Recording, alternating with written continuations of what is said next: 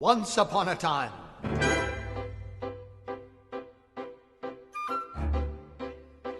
Into the Woods takes many fairy tales that we all grew up with, that we know very well. Cinderella, Little Red Riding Hood, Jack and the Beanstalk, and Rapunzel. I always thought of the first act being about individual want, what each of them want, and the second act is the consequences of what they got and what they wanted and how it affected everybody else. There's a baker and his wife who live in the village with all of these characters, and they are on a quest to have a child.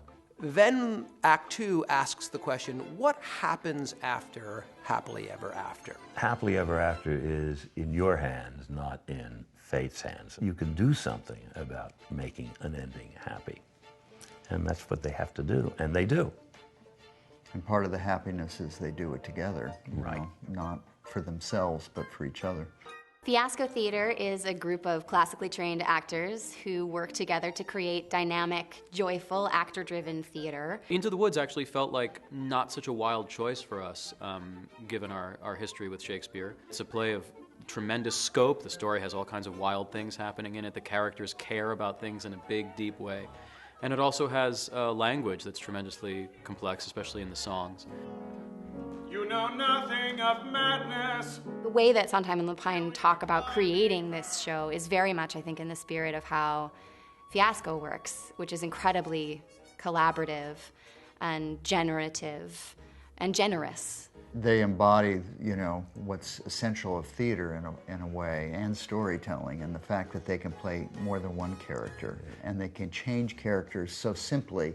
I think the minimalism of the production is what's such fun about it. Not unlike the fairy tales themselves, which compel our imagination as kids, this production relies on the audience's imagination to help kind of fill in the gaps. So we turn objects into things, and we turn people into animals, and we turn ourselves into multiple characters. And that's the kind of theatrical imaginative leap that we think the show is all about.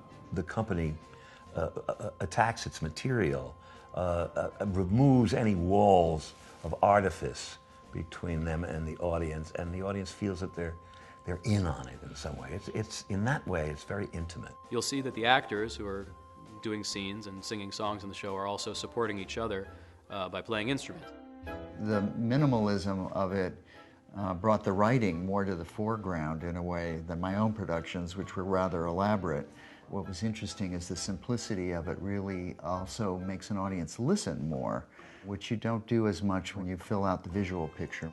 And that's true of the music too. Having that single piano accompanied with a couple of little moments for other instruments makes the music naked and immediate.